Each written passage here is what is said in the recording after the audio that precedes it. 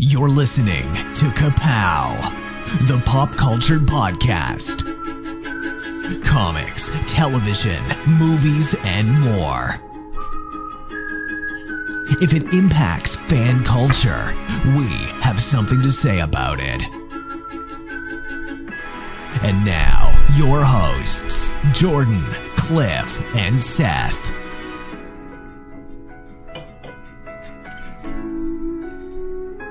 Hello to all of you out there, and welcome back to another episode of Ka-Pow. My name is Jordan Lowe. Cliff Barnes. I'm Seth. It finally happened. It did. It finally happened. It did happen. Disney Plus. You're still tingling. I am a little bit. Does it log how many hours you've viewed? It Would should. You not want to know? I probably don't want to know. I assume it is just on all the time on a loop. Everything. It really is. And I don't, the funny thing is out of all four of us in my house, I have probably, I don't know.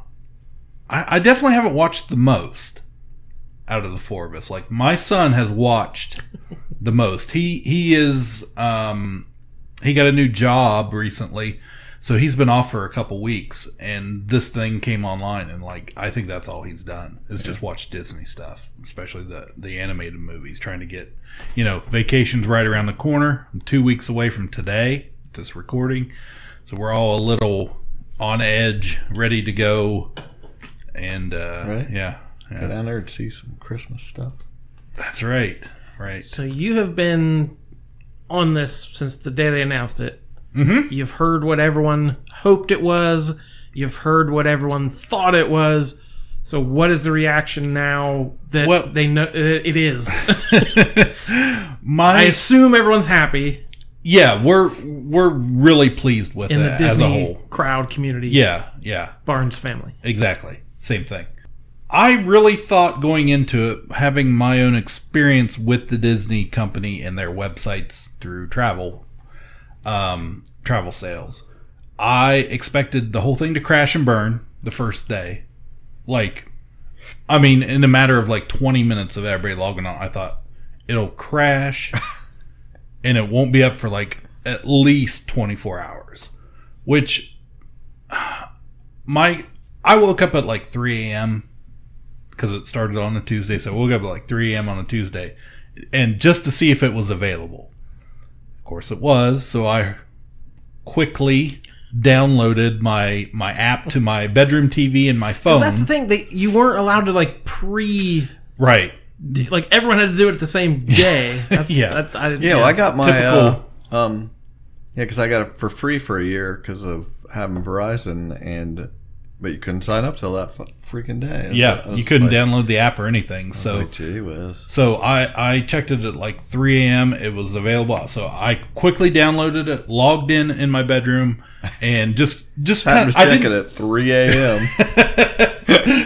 I didn't watch anything. Did you look over there? Every light in the house was on. No, I just kind of scrolled through, made sure, it was I just want to see what, what it looks like and what I can see. Immediately, the Mandalorian pops up. I was like, I'm going to save that one. and that was it. And then I got up that day and went to work. And by the time I got to work, it was kind of up and down, on and off all that day. Some people were having a lot more trouble than others. I didn't have any major, I had a couple times it kind of went off and on, but came right back on. I didn't have any major issues with it. But immediately, first thing I watched was the first Forky short. What's going on? Where am I? Why is it like How that? high is that? Who's that? Why do you... Can I swim? Could that be better? Why are you talking to me? Forky asks a question. I don't know. So Forky, I didn't make it very far into it. He started saying what the woman says or whatever, and he said it too many times. I stopped it. That was the second one. Okay, whatever. Yeah, so that was the first. I watched it right before I had left for work, and then I just kind of went from there. But yeah, we've all it's pretty much all we're watching at this point for the most part. Get rid of everything else. They're just gonna. Yeah, well, there's so much on there though that there's a lot on there. I saw people complaining a couple times where they're like, oh, that's on there, and they click on it and it says coming. Like, hey, just a little. that teaser. would have made me mad too. Yeah.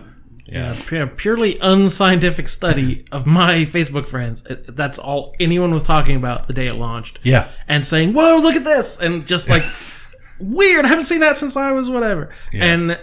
And a few that were like, oh, come on, this isn't on there. I was like, it's been up for 3 hours. Right. And they're like, how is this show not on there? How is this movie not on there? It's like, yeah give them time. And I saw a thing today. It was something about they have like 25% of what Netflix does. It's like, wait, Netflix has been around for a decade. Right. It's like you have to give them a second. You can. There's a thing on the app. I think it is. You can suggest things. Yeah, if you go into like the help menu, you can request through the help menu anything you want to see that they'll take into consideration and for the future. I love that. Netflix, you can't do that. You can't request anything. So, by disc in the mail. Right.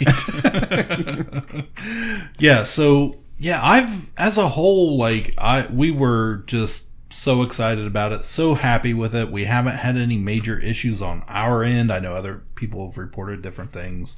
But yeah, I think it's great. It's, it's just so close to home for us that I don't know if we're a little too biased, but oh yeah, you guys have no perspective. No. I'll tell you, I'm happy with it. I'm happier with it than I expected to be. Mm-hmm. So yeah, as somebody, I love Disney, but I give them a short leash, But I'm happier than I thought I would be with it. Right. So, and it doesn't, hurt that Worth every penny. Yeah, exactly. That you're getting it a year free. So, as a lot of people are.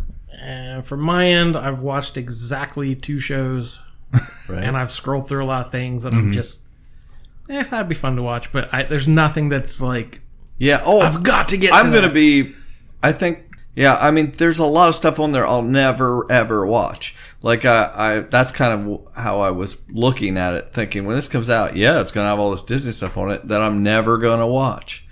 But really, there's a handful of things that I do want to watch, and I think that's going to tide me over till all this Marvel stuff comes out. And even the things, the gummy bears and the tailspins, I'm happy they're on there. Yeah. But I don't ever see myself going back and watching it. Like, it's cool they're on there, that people who love them can watch it, or a new generation can find it.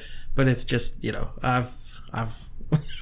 I think some of it is we remember the nostalgia of it, and that's fine. And you know what? You put it on, start streaming, whatever, and maybe you think, hey, this isn't quite what I remembered, but that's okay.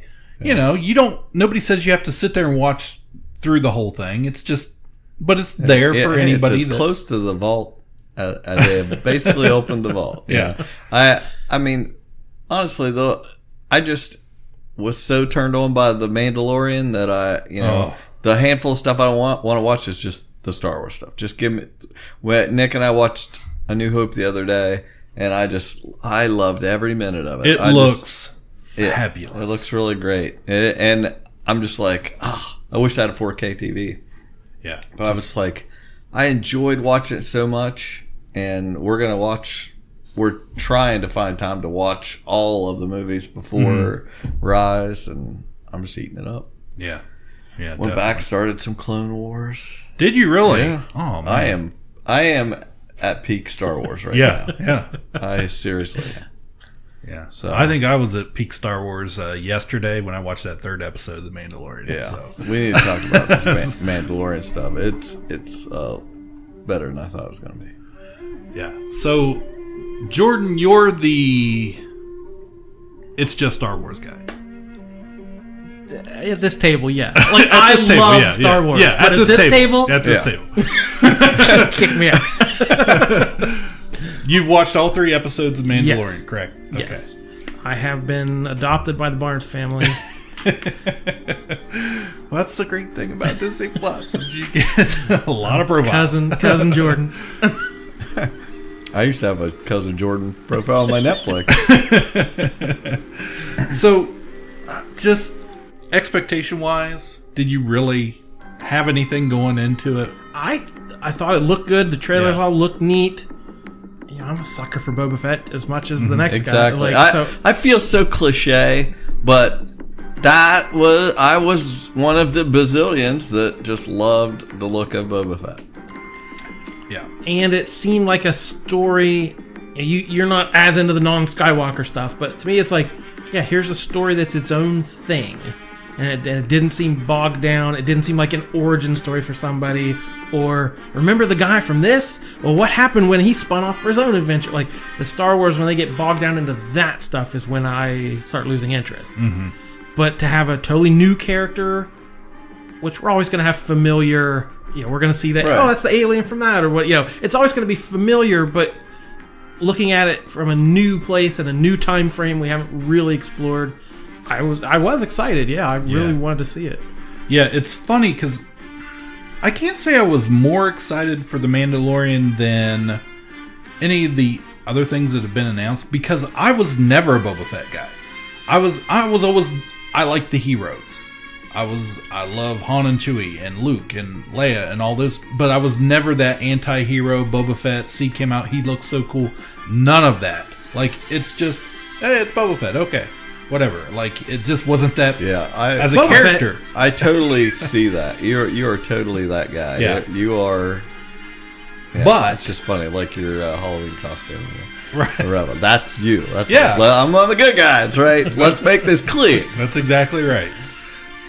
But the first episode of this just immediately blew me away. I mean, and I don't want to be, because you know we've talked.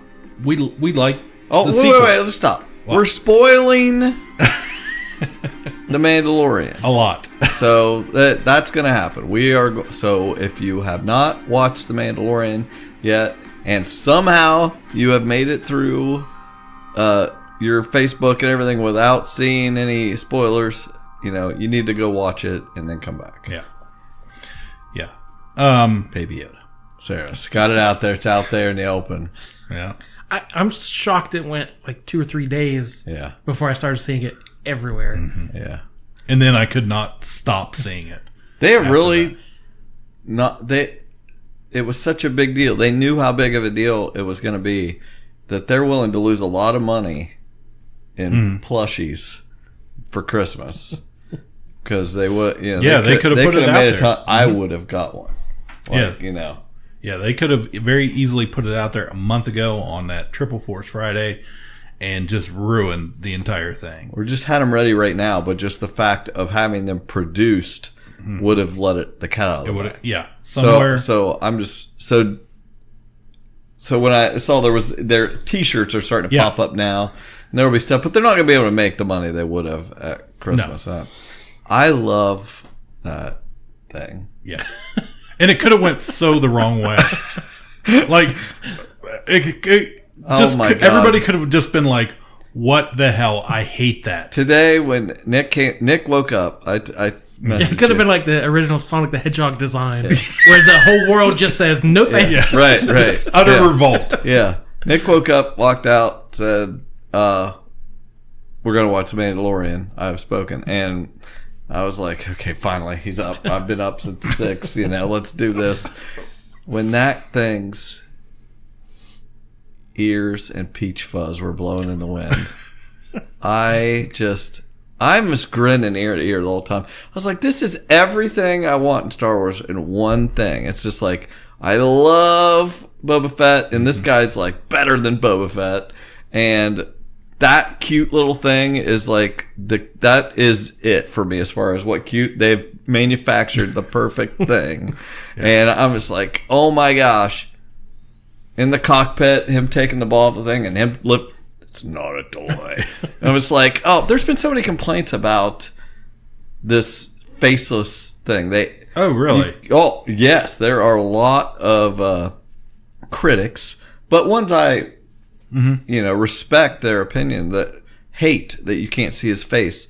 It's just they can't connect to, there's no humanity to it. And I'm just like, no, I don't ever want to. I mean, I know he's going to eventually take his mask off. Right. But if he didn't, we'll see probably that he has already, even though he's saying he hasn't. And Oh, you just blew my mind. yeah, I did. And I'm just like, no, I love that he's so hard and has to go, is taking care of this just the cutest little thing. I just love that dynamic so much. Yeah, so starting with the first episode, like I was sitting there at work today, and I was like, well, it's getting late afternoon. I should probably like try and make some notes up. I was like, I'll just throw, just general thoughts, bullet points, statements. I was like, okay, episode 1, what happened? And I was just like, what do I remember? I was like, I just remember like the aliens at first, because I was just sitting there going, there's that guy, there's that guy, there's that guy. I was a little not loving Horatio Sands as the blue whatever. The first episode didn't blow was he me a away. Rhodian or what was he? What No, was I don't know what he was. I don't know what he was, but he was so jokey. Yeah.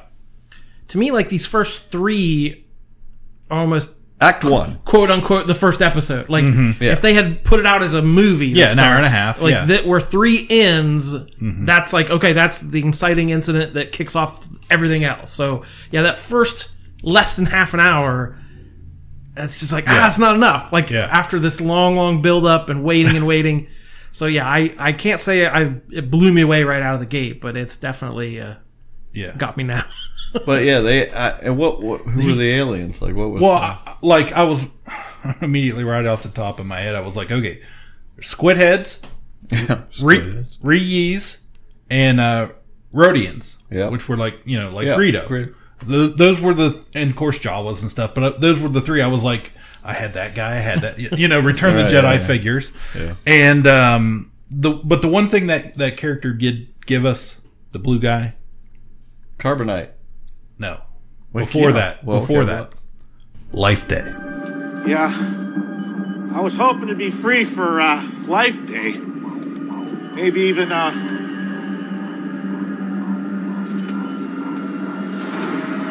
get home to the family. Oh yeah, he did. Official Star Wars canon. Life Day has been mentioned. Yeah. It's a thing. They've done a few things in there that they sprinkled stuff in there. I'm kind of curious when we see Rise, what they will have laid the groundwork in this. Because it was funny because you mentioned the other day about, we were talking about Baby Yoda, and I didn't see Baby Yoda in Force Awakens, and that thought had not even crossed my mind. I was like trying to break it to people. Hey, just so you know, this thing probably doesn't make it to 55. Yeah. So, but yeah, there were just so many familiar aliens throughout the thing. And it is set 5 years after Jedi. post Jedi. Empire's the fallen. Empire has fallen, and we're sort of in a transitional, more lawless. Yeah. There is something so cool about these cruddy looking stormtroopers. That is so cool. Post Jedi stormtroopers is a cool Which concept. to me, it's right there. I mean, obviously it's a Western, but that's the Western setting, like post Civil War. yeah.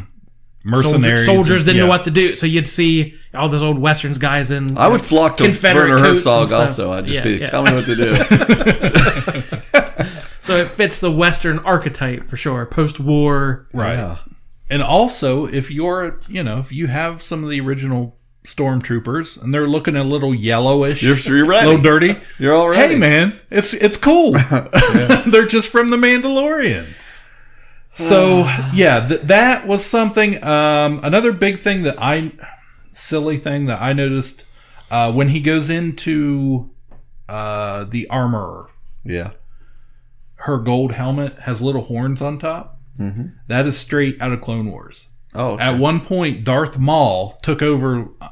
Correct me if I'm wrong, but Darth Maul took over. I don't know if it was the entire planet Mandalore or a certain sect of Mandalorians.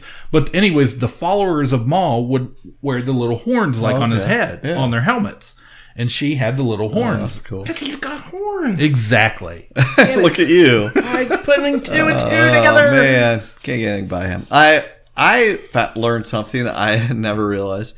I don't like, they've done it in that episode and this one showing when he goes to the armorer, they show the Mandalorian's skull, that symbol that we've seen forever. Everybody knows that represents Mandalorian. Right.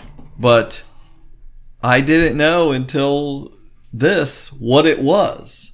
Do you know what it is? The animal or whatever? Yeah. I don't. The giant something they referenced. We used to ride giant mythosaurs. Mythosaurs. Oh, from the holiday special. That wasn't that. I don't know, but the whole thing was the legend is they used to ride mythosaurs. Basically, we used to ride dragons. Yeah. You know, it's a concept that's a little vague. We don't really know what they look like or what, but that apparently they used to ride mythosaurs, and Nick Nolte tells him that, so it must be true. And I found out that's what the skull is. I was like, oh, blew my mind. It's just amazing to go this long and not know something like that. You know, just knowing, I just never even thought what was that skull. Yeah, the Mandalorian. But it doesn't get bogged down in that stuff. No. It's there if you're excited by it and want to see it, but it's not a half hour of, let me tell you the history of Mandalore. No, all I want to do is just sit and watch you make armor while he has flashbacks. Like, they've done that twice now and really wrote it out, and I'm like, I'm okay with this. You're making Mandalorian armor for a guy just waiting there in his mask. He's never taken off. Right. Liar. Yeah. And liar. What else was in that what first if he episode? Sneezed? I mean, he's got to take it off. He's got to be disgusting under there, first off. That's so gross. I always think it's like wearing your football helmet your whole life. But he went and, he went and saw Chubb's Fett. Yeah. The appropriately named Carl Weathers, got his bounty. Yeah. Went to go get all he knew was he was 50 years old. Mm-hmm. The creature was 15 years old. Right. Went out, met Nick Nolte, Ugnaught, which was great. Excuse me. Ugnolte. Okay, there you go. when I saw Nick Nolte was going to be in it, I have to admit I was not looking forward to it. Yeah. I thought this is going to be something stupid. Instead, he's one of the best characters on the show. He's great. His voice is perfect for that, and he does a great job. And I need to go back and watch Empire, but didn't the Ugnaughts, didn't they just like make pig noises and stuff? Yeah. Okay. Yeah. It's not just me then. Okay. Yeah. Well, they had already spoken. And he learns to ride the what? What are those? Blurgs, that's right. And you're like, I love that. I love it because all I'm thinking is, okay, there's something special about these creatures. They're the only way you can get there. And sure enough, as soon as they hop around. So if you're not aware or haven't seen the 1985 made-for-TV movie Ewoks: The Battle of Endor, that was the first time we saw a blurg. They were from the Ewok movie. That's where they originated. So only somebody like Dave Filoni could pull that one out. Outlander's cowboy hat. And so then they go out there and they get to the little town or whatever where these people, somebody's got the mark. He follows his fob. Got his fob from Werner. And they drop all this so effortlessly. I get what that is and what it does. I didn't have to have a tutorial. You didn't have to explain it. It's like you're just laying all this out in such an efficient way to just get to the story, and I'm so pleased by it. And also, before that happened, did anybody else notice the doctor guy, his uniform? Yeah, I didn't know what it was. Okay, what was it? He had some shades on. It was a little dark in there. He had shades on. He had like 70s sunglasses on. But somebody pointed out to me that it looked very, very similar to the uniforms the clones wore on Kamino, which of course would indicate, okay, if this guy is from maybe he's from Kamino or some type of cloner, which would make sense of where the baby Yoda comes from. Of course, Yoda goes to get the clone army from Kamino. All ties in. I'm not saying you're wrong. I just don't know the uniforms well enough, but I'm trying to think of what that could possibly mean. I mean, are they trying to clone Yoda. Maybe they've I think they already did. cloned him, and he's Yeah. the one that got away. And they're going to open a door at some point, and there's going to be like hundreds of baby Yodas, and people's heads are going to explode. There'll be like gremlins running around. Yeah. One with a popcorn bucket on its head, one with 3D glasses, and you have to buy every version of it. Taika Waititi. Yeah, we got Taika Waititi playing IG-11, which was and just getting to see with modern technology what they can do with that character. That's Because he was just he didn't even move in Empire. Right. He was a stationary robot Right. in a quick scene of the bounty hunters. IG-88. yeah. And yeah. now we got him in assassin droid form spinning around, constantly ready to pull a pin. Yeah. Which was amusing, and it was a very good sequence, and you kind of saw it coming, him taking over the gun, but the huge surprise at the end, we get to the very end, and he goes in with his fob. Oh, it's a baby, and It's a child. it's a baby Yoda, and then he Just that IG-11 image. wants to shoot it because it's like just another reason for him to hate droids. Yeah, I love that. And you hear the gunshot. Oh, but he shot IG-11 and Right. takes the baby in his little floating carriage, which is great. And then they do some ET. Yeah. The stuff. finger out. Yeah. Oh, I was like, oh my gosh. Yeah. I had so many thoughts about this first episode. I watched it, I think 3 times. Yeah, I watched it. And- I watched it twice, and then Nick was ready to watch it. Just trying to take it all in because there was so much happening. And then I had the thought of like when they go into like the town to like get the baby Yoda, I'm like, are these guys protecting the baby Yoda that they've just destroyed? Are these good guys? Like, I guess. Yeah, we don't know. I guess. I'm not sure what was going on. And the thing I was impressed with was, besides throughout the episode, I had hardly paid attention to this, but till the credits start rolling, and I'm like, this music is phenomenal. Yep. This soundtrack is great, and it's not Star Wars. No. Yeah, but his theme song is so good.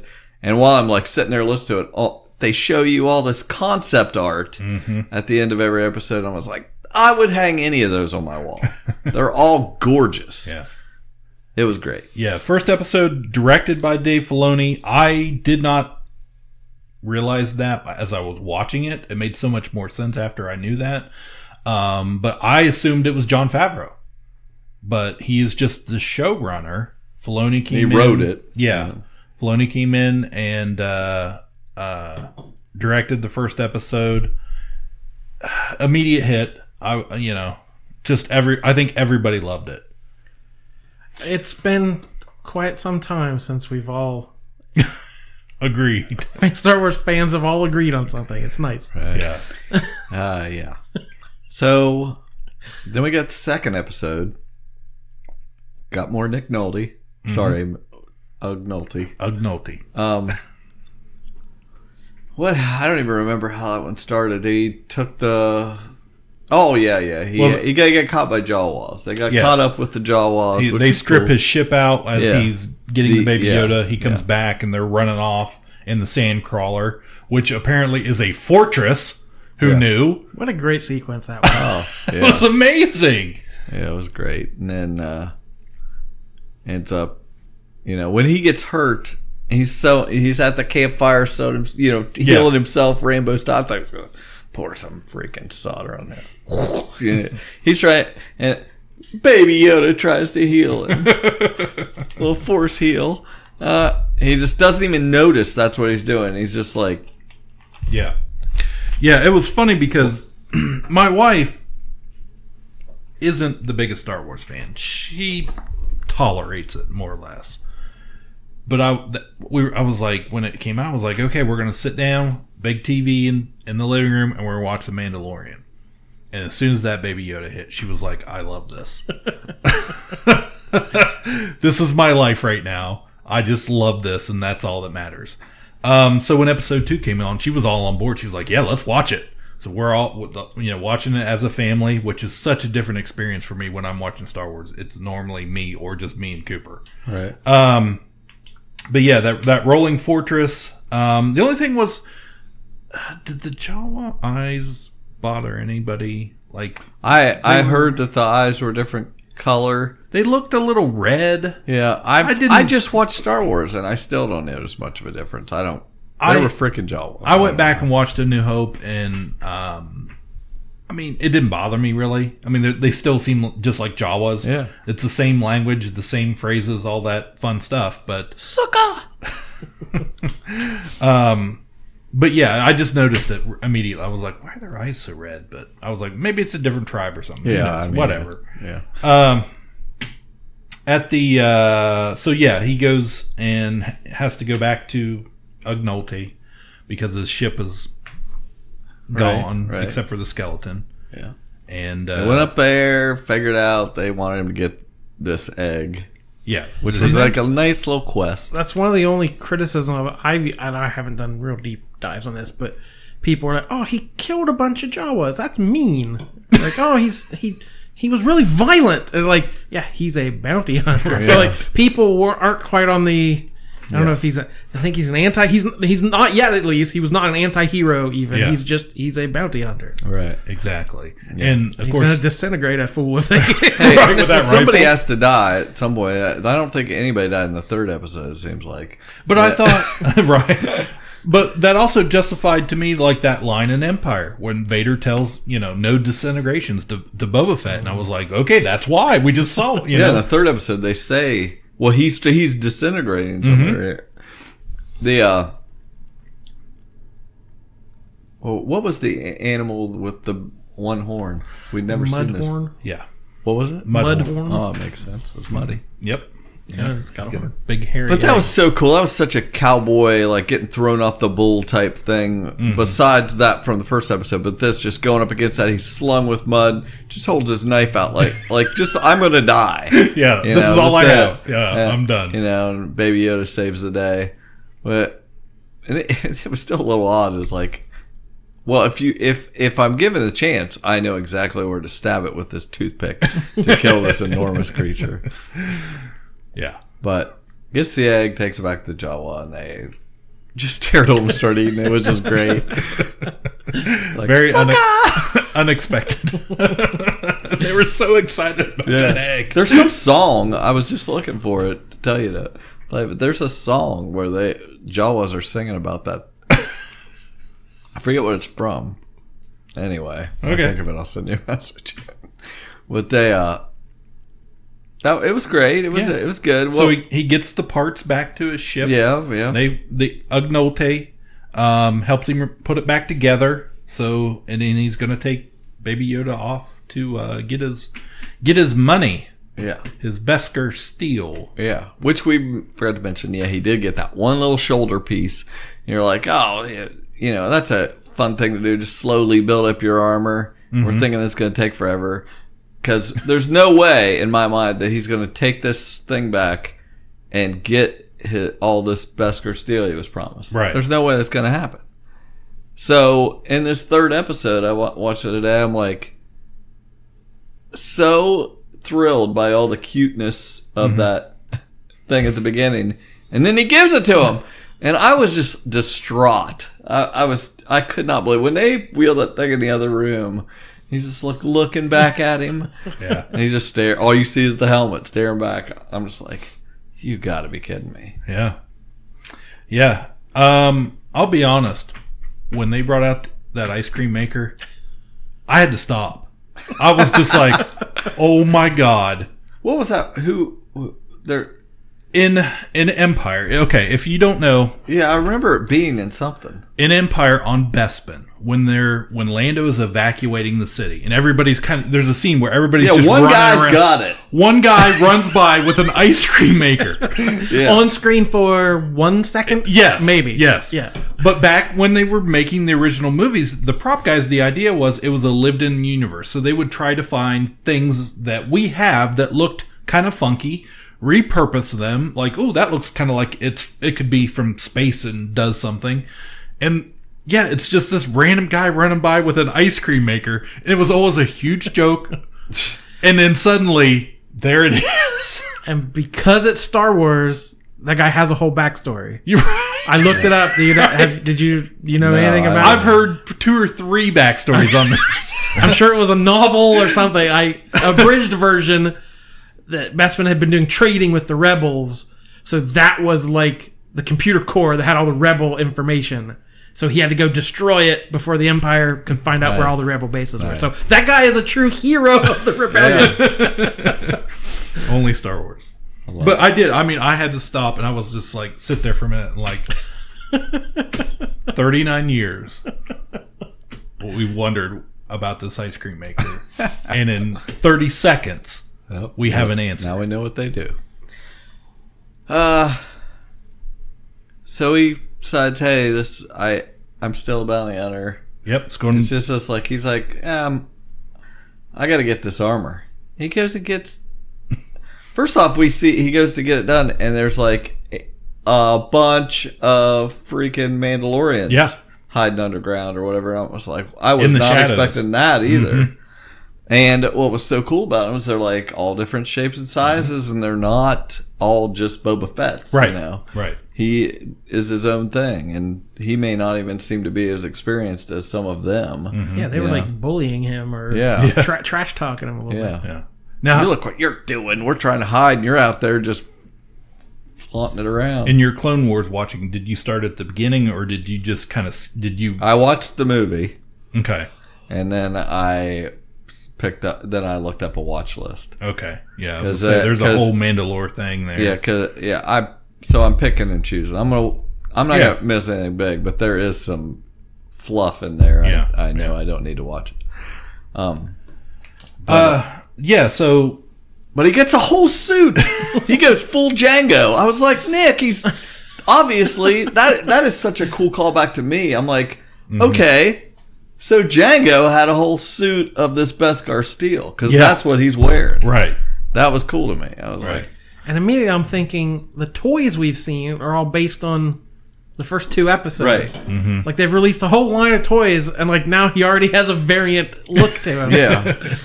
And I'm like, is he going to keep this, or is he going to have to sell it all to do something? Who knows? But that was very cool. I was not expecting it. I really like it was like, he's going to keep the crap. He's going to have the crappy suit. You know, that's his. That's his thing. Design. Yeah. You know, but yeah. Anyway, so Nick's like, no, he's got to get the cool suit, and now he goes back and gets the kid. Now that he's heavily protected and stuff. I was like, oh, okay. First he goes back to the bar or whatever where the guild, the Carl Weathers, which we got a lot of good stuff. A lot of well. I love that. I love that we find out. Oh yeah. Well, first Werner's like, hey, everybody's chasing after. I hired everybody. Everybody's got a fob. Yeah. Which paid tracker, off later. Which paid off very cool. Huge. In a very cool way, just to watch everybody's fob light up. Anybody notice Constable Zuvio at the bar? Do you know who Constable Zuvio is? He was from Force Awakens. I know that name. I know we've made a joke about it. It was a big joke because it was one of the big figures that came out before the movie, and everybody had to get a Constable Zuvio. And then the guy, he was in like 2 seconds. Yeah. I think they kill him off. The Knights of Ren kill him off in 2 seconds. Everything else of him was cut from the movie. And it was always a joke after that, like, Constable. We had to get that Constable Zuvio. And then here he is standing at the bar and with all the other bounty hunters. And I was looking at it, and I was like, is that Constable Zuvio? And then I had to look it up, and I was like, holy crap, it is. All right. Finally, this guy gets his due here. Yeah, so then he, on his way, he picks up a bounty puck to get a Mon Calamari of some sort, and then is going to take off in his ship, and then he decides he's going to go back and get the child, get the Yoda. Yeah, and he asks what they were going to do with the kid, but and all that stuff, you're not supposed to ask because it's the bounty code, the guild the code of the guild. You don't ask what. Just do the job. We represent the Mandalore Guild. Goes back. He goes, sees Nick's like, he was pretty dark.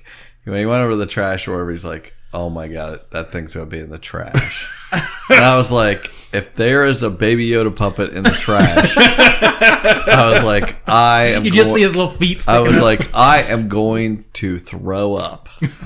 And then they did just less than that for it to be his carrier in there. I was like, oh, okay, that was well done. I was like, I'm gonna kind of miss the carrier floating around. I don't know. Are you gonna carry that little baby around all the time? Oh, he needs a little backpack, Bjorn, like baby like Bjorn. Luke on Dagobah. Oh yeah, that's good. Yeah. That's good. But he he breaks in. We get the Jabba's palace eye thing sticks back out again. Yeah. Rips it off and then has to go in and fight a bunch of stormtroopers. Which was awesome. And Yeah. he got to use all his weapons. He had just got the little whistle things or whatever they were called. whistling birds. Well, yeah. That was all cool. All using his vibro knife and vibro stuff, which is that is out of the RPG. Okay. Like the original RPG was one of the weapons or whatever. I was like, that's a vibro knife. It's like, that all that stuff is great.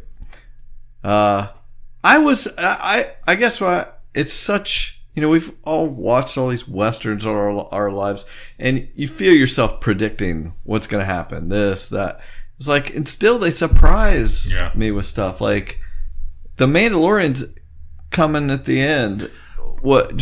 Again, I was not expecting that. I was so into it. Yeah. So into it. It didn't even cross my mind. I mean, normally, like you said, you can predict. Like, you're thinking ahead of what's going to happen. Okay, we're just waiting on it. And then when they fly up... It's like Iron Man 3. I was blown away by it. I just could not believe what and I don't even like Mandalorians. And I was just like, this is awesome! You just haven't met the right Mandalorian. Yeah, Apparently, exactly. that's what it was all these years. But they all get basically the same bounty they had before, because there must be some sort of tracker. Well, I don't know how they do it. I don't know how it works. Doesn't matter, because you get the fob and you get your thing, and it tracks to the person, but I don't know how it tracks them. But they're obviously not tracking. They're tracking the kid, I would think. Yeah. Because they still all have that fob for him. And then they go, he has to get that droid to drive the little skiff Speeder thing. And and you don't need that scene of Werner Herzog going, find him, send everybody under rehab. No, like the fob just light up, and you get what just happened. Like the alarm has gone out, like walking, and everybody's after. Should I run? Yeah.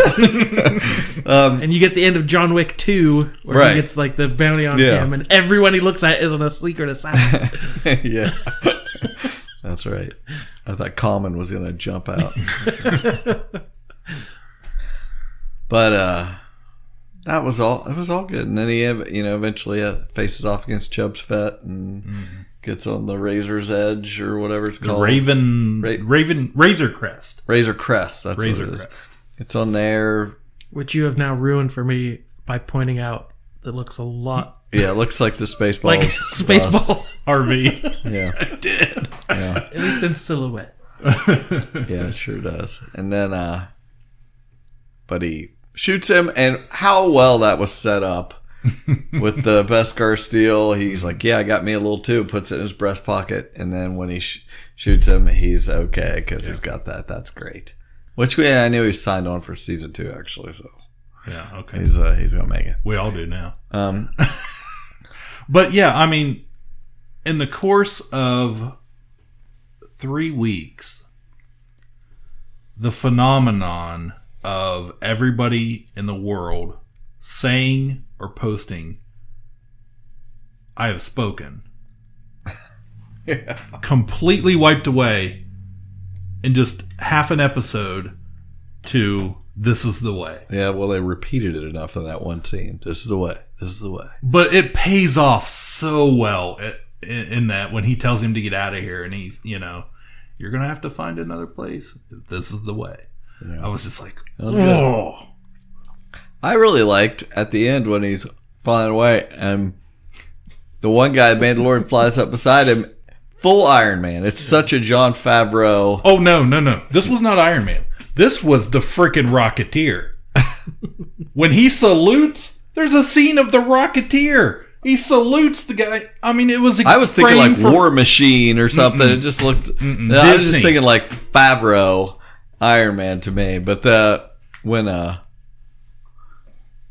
he's like, "I'm gonna get me one of those," it's like nice. Yeah, because I've been watching 3 episodes, and I had thought multiple times, if you had a jetpack, this wouldn't be a problem. Right. Like, Boba Fett always had a jetpack. Yeah. So it was great. Great. 3 episodes in, loving it. I declared Watchmen peakiest. But I don't know. I love Star Wars so much. I like this even more. I was like, so good. Everything I was watching and enjoying so much in the last month or so everything is taking a backseat to The Mandalorian right now. I think pop culture is taking a backseat. Right. So a couple of like more big picture things, like the effects. I don't know what the budget are for these. You probably do. Well, the production as a whole on the whole series was $100 million. It looks it. They spin it. Mm-hmm. It's on the screen. Apparently, it's this new technology that is. A lot of it is they'll save money in the long run with this new technology where they're not really outside for most of this. Almost everything's green screen, they said. But it doesn't look like the prequel trilogy. All. It's like everything looked so flat. Yeah, they've got some new technology that somebody was standing. I forget what it was. I listened to an interview where there was an executive that come out and stood on the stage they were filming in and did not know that it was not built sets. It was screen. And that's how good it was. It's like, that's amazing. So, and to me, the puppetry, the practical effects are amazing. Like you said, the little hair blowing in the wind. Like, I don't know you can even get away with that in CGI. Right. And to me, thinking back to the original Yoda puppet, I had this thought watching it of that moment when Luke first meets him and he's silly and wacky. Yeah.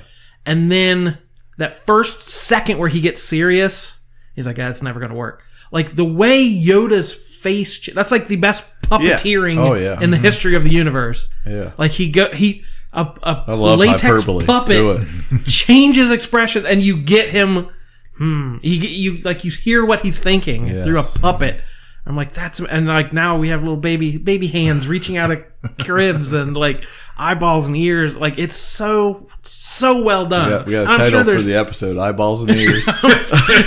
I'm sure there's CGI touches here and there, but I'm not noticing them as much as I thought I would. So excellent. And I love. To me, like I said about Star Wars, it is the adventure. The original movie is the hero's journey. It is wizards and pirates and black knights and like it's an adventure story. It's a fantasy. Right. And then you introduce different races of aliens and different ships and like we've given them all names and backstories and origins and you just get bogged down in that stuff. And that's what the prequels were. We're answering all these questions that never really needed an answer. Mm-hmm. So this, to me, I don't know how it's doing both, where it's just a very simple story. It is just a Western. The first episode that he's in that dusty town, it looks like adobe buildings. He's shooting them off the rooftops. Oh, guys are clutching their chests and falling off the roof. It's John Wayne right there. Mm-hmm. There's that shootout. He said rodeo. He rodeos the mud horn. Him the chasing the sandcrawler is a stagecoach chase. Yeah. Him trying to get on the back, jump from stagecoach to stagecoach.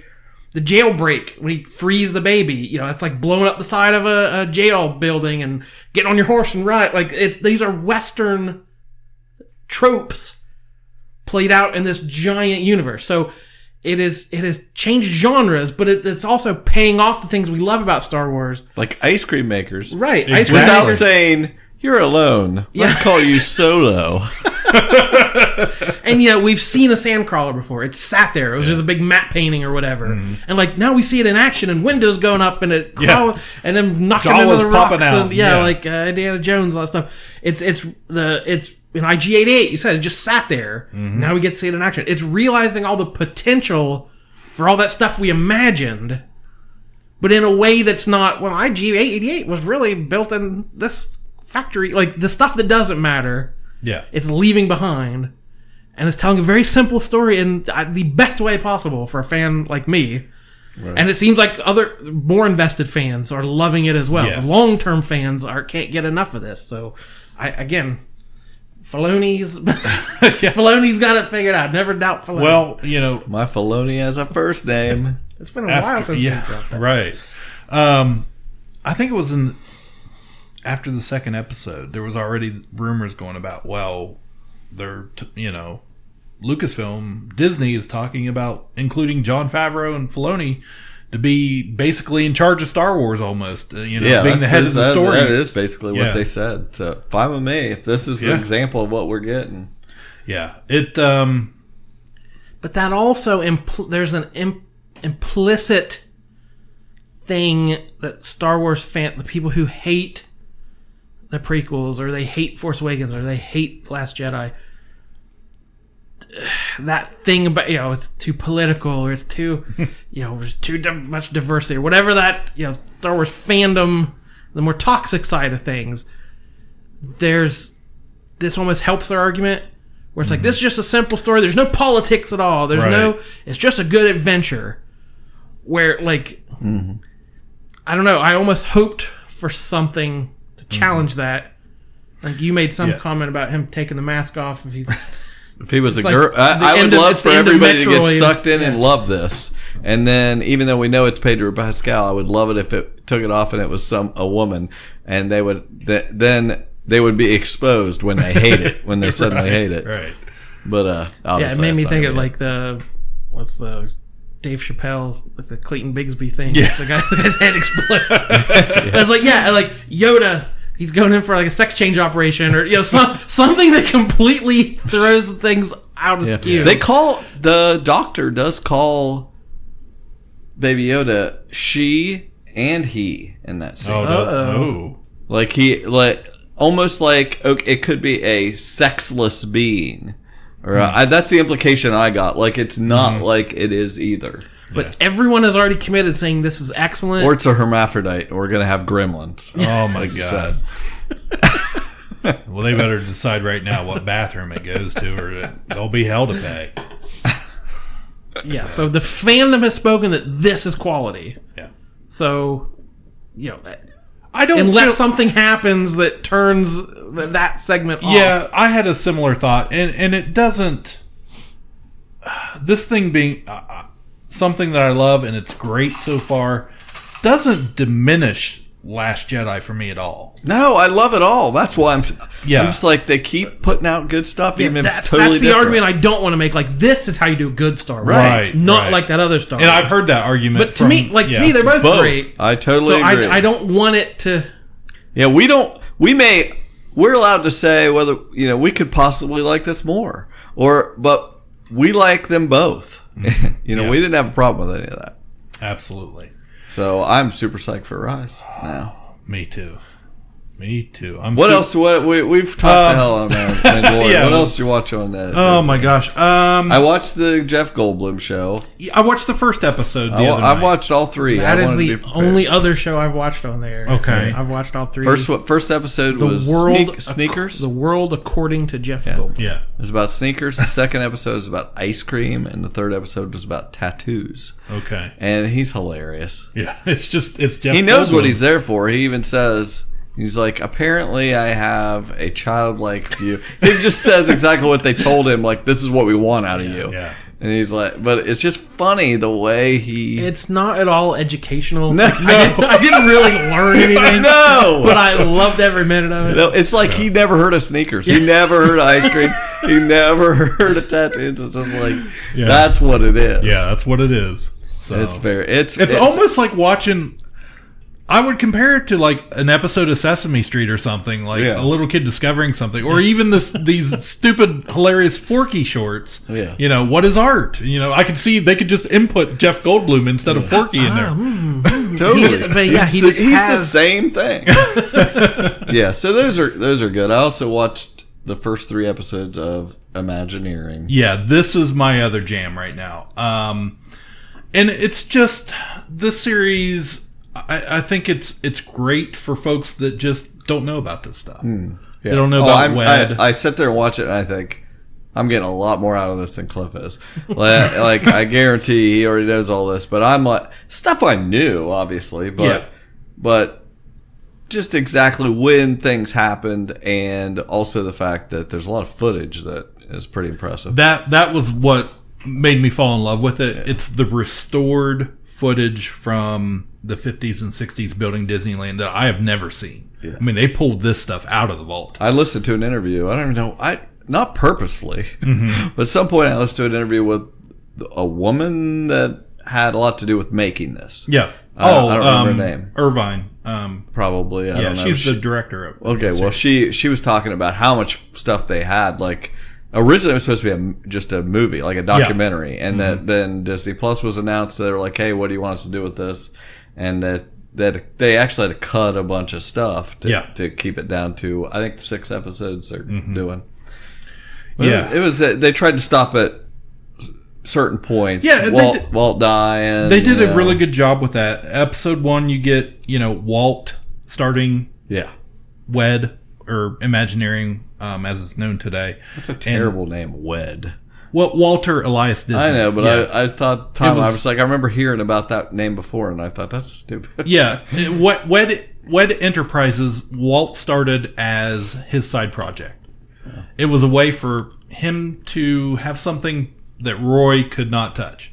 They did that at Nintendo also. I read that Console Wars a couple years ago or last year, and they had this whole different section that the guy was like, I just want to come over there and just play. Yeah, and that's what it was.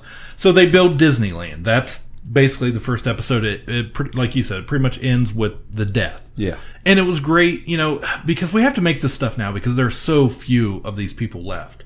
But, having Raleigh Crump and Bob Gurr and old footage from Marty Sklar, who passed away just 2-3 years ago. I love Marty Sklar. I was wondering. I've watched him age over this documentary. And I was like, I wonder, that guy can't still be alive. No, he's not. And the Sherman Brothers and people like that. But then highlighting Claude Coates and Mark Davis and Alice Davis, who was exactly. And that's me, Davis. But yeah, all these Imagineers. She's the center of the square. Come on. That people like Disney fans know and revere, that the general public just has no idea who they are or what they did. The Yale Gracies, and I could go on and on and on about these people. But that's episode 1. And it was touching. And I saw a lot of people were like, oh my gosh, I watched episode 1. And then when Bob Gurr is cracking up, trying to talk about when Walt died. Bob Gurr is like 90 years old. And just the effect that Walt had on these people's lives. And then you get episode 2, which is, the Florida Project, Walt Disney World, Epcot, after what happened after Walt's death, Card Walker coming in, that group, Ron Miller. And then it kind of ends with they built Epcot and Tokyo Disneyland kind of at the same time. So this is the first international park, which was pretty much a copy of the other 2. Epcot was the majority of the story. I really enjoyed that. That was the Epcot I grew up with. That was my favorite park. I've been there. We went in 89, so it was well established by then. But it still had that edutainment concept of it. I just remember, the third episode they got into more like what it was like when I went there. Yes. With Michael Eisner, Frank Wells. Whose hair grew as the documentary went on. Yeah. You got a hair guy. Yeah. But I was really surprised they did not mention Jeffrey Katzenmoyer at all. But I mean, I know he was running studios and wasn't Imagineering, but had a big part in the company. It was good, and I was like, as soon as that episode started and it showed him, I was like, well, that explains MGM Studios. Like, Yeah. like that makes a lot of sense to me. You know, They left some stuff out. Like Eisner knew that Universal Studios was planning a park already and had plans for it, and they rushed MGM into production to beat Universal to the punch. There's some story there that if you like this stuff, I would encourage anybody go on YouTube. There are tons of fan-made docs and interviews with Imagineers that you can get into more detail with. I always like when he and who was the other guy with him? Frank Wells. I never heard of him. Frank Wells, and they mentioned he died in a helicopter accident, and that's really because they were a tandem. It was Eisner and Wells. When they announced them as running it, I was like, I just know when you deal with corporations and stuff, they put people in charge and they never know anything about what they're doing. Mm-hmm. Like they always like, we're coming in here and we're going to change everything. We're going to make it great. Right. We love you and stuff. And they don't know any of the hands-on stuff. Mm-hmm. So I'm always very skeptical of them.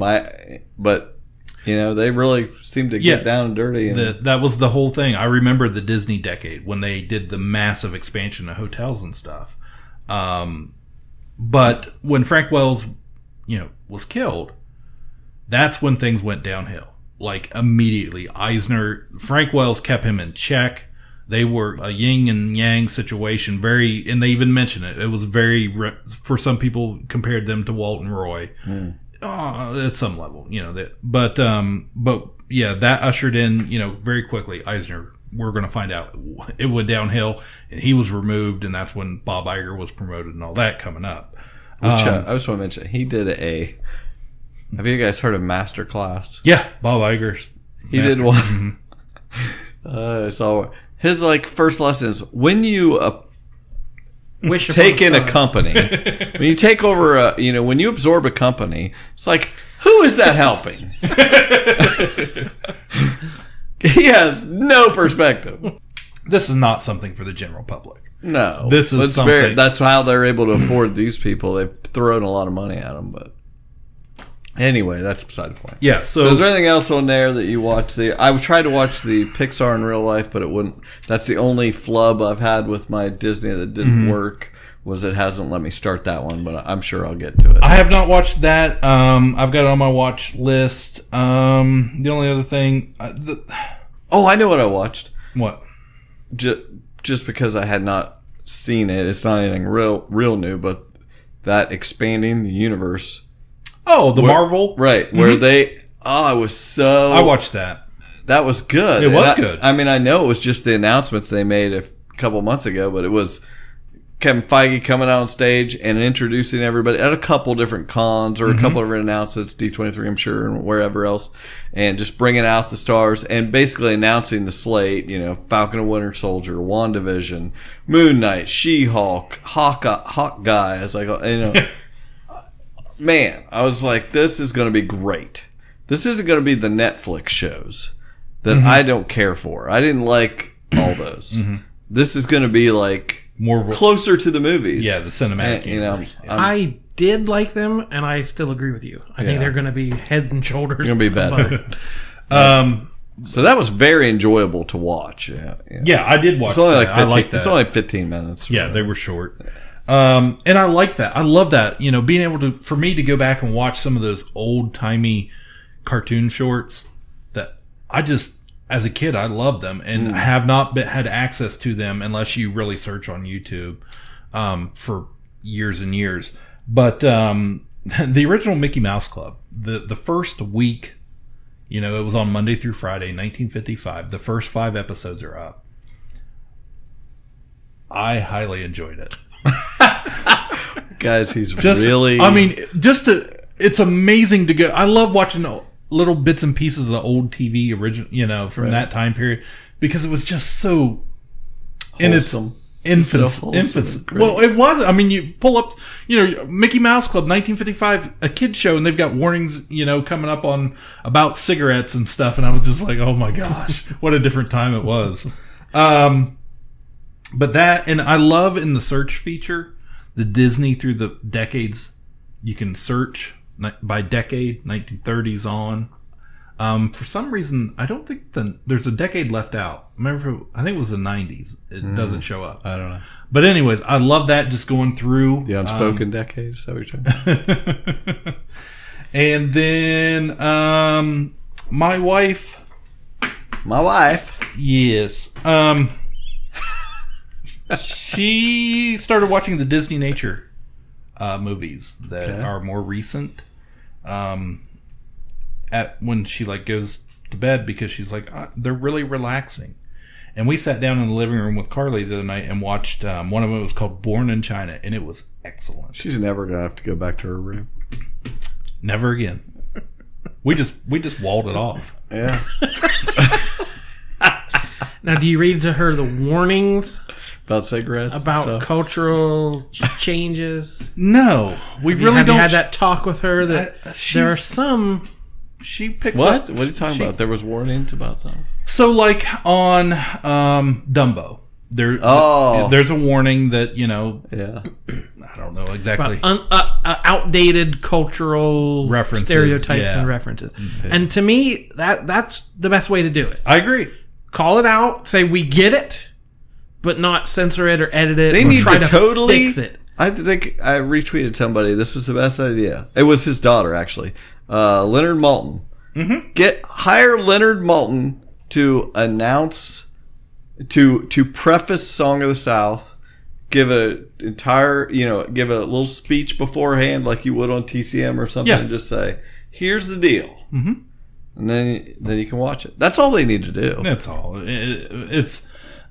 They've built so much stigma around it. It's way worse than it really is. Yeah. Have him, put it into perspective. To me, you do not need to go back and change the shotguns for walkie-talkie. We don't need to soften the things.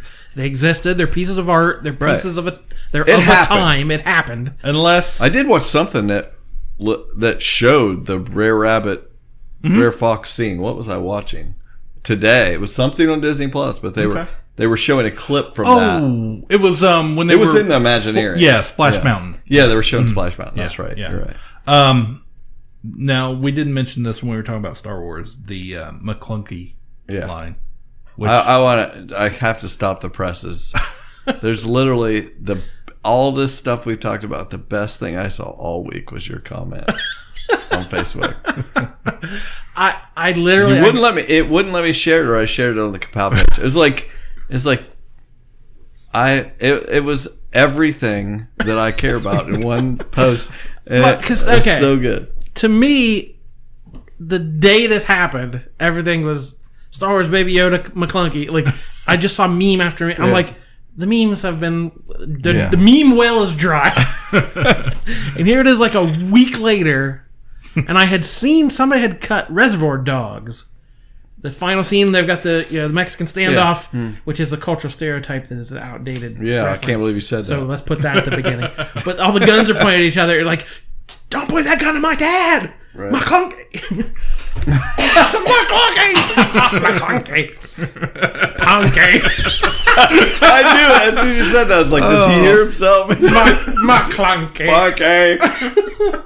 Maclunkey Brewster. So I had seen that a week. We have 2 titles for this episode.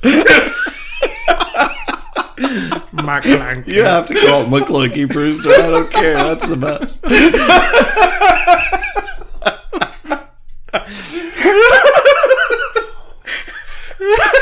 Go on. Sorry, that was good. No, but I've seen memes and jokes and references, and I thought I'm riveted to the origins. I don't even know where the thought came from. I'm like, that scene is just like Pulp Fiction. 2 people sitting across a table from each other, quoting Ezekiel 25:17. Maclunkey. Just you read the Bible solo, not regularly. There's this passage I got memorized. Maclunkey. That's what's the best about it, is it's a passage that is one word. It's I never gave much thought as to what it meant. I just thought it was some cold-blooded stuff so to say. perfect. Yeah, it's Nobody knows perfect. And I Googled, I tried to find somebody had done it on YouTube, or I Googled. You're like, did I just pull I this think off? I invented Have it. I pulled up the crime of the century?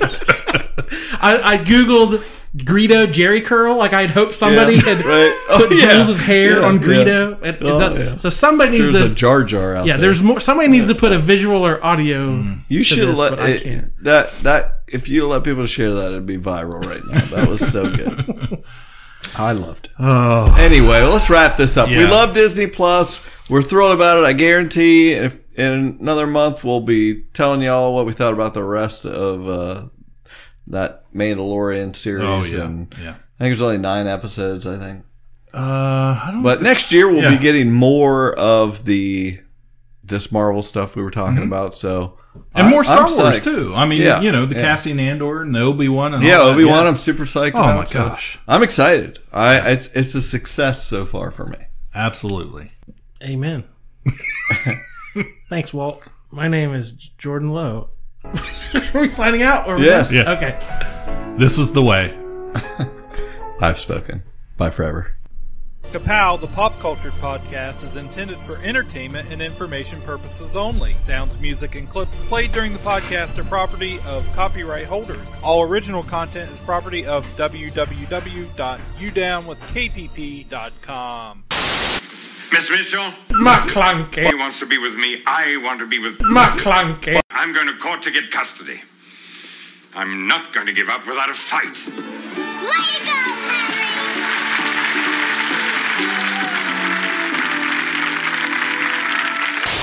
I know. I'll make a list.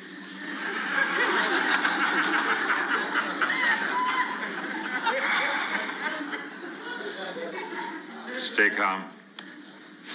You'll work it out. By the way, do you have any plans this afternoon?